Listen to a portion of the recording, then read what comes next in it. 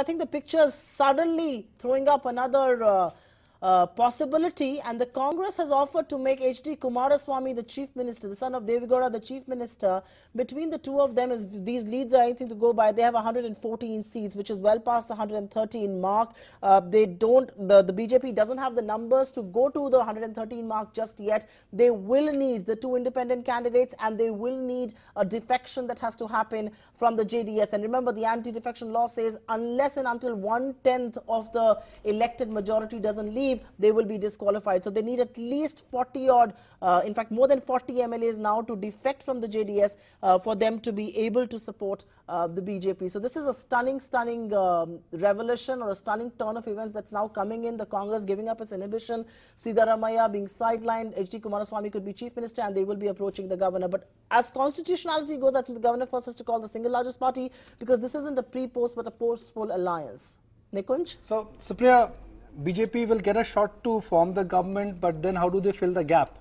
The gap of 7 to 8 to 10 seats, which is not a large gap, but it's a gap which they need to fill, which means they'll get about 2 to 3 weeks. How does it work now?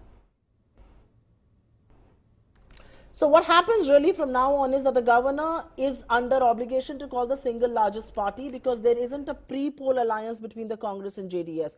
When they call the single largest party, that's the BJP, and if the BJP ends up with 106 odd seats, they will need 7 more. There are 2 independent candidates who won, so let's presume that the 2 independent candidates go with them. They get to 108.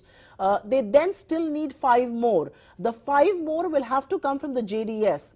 And it's not as if 5 MLAs can leave the JDS and come join the BJP. The anti-defection law says that 1/10 of the majority, 1/10 of the strength of elected MLAs will have to leave the party for them to not be disqualified.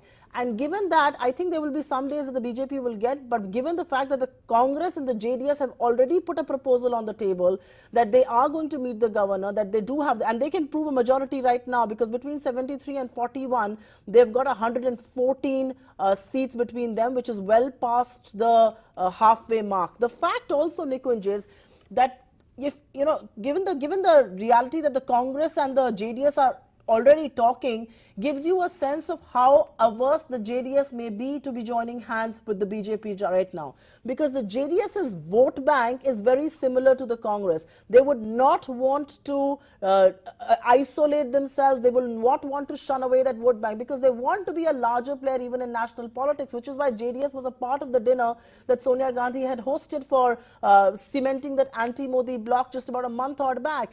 This is an important development. The governor is likely to call the single largest party. If they can't prove a majority, they'll be given time. And in the meanwhile, if Congress and the JDS can get together, it's a huge compromise for the Congress. Despite being almost twice the size of the numbers that JDS has on the table, looks like, if sources are to be believed, that Kumaraswamy has been offered the position of the Chief Minister, which means Siddaramaiah is going to be sidelined and Kumaraswamy could perhaps be the Chief Minister, and that is the political compromise that one could see in the making. But this is a big development. I don't know how markets are reacting to this piece of information that's coming in, because this does tell you how desperate both sides are going to be making the next government in Karnataka. And having tasted defeat while being the single largest party in Goa and earlier in Meghalaya, I think the Congress wants to give it all in Karnataka.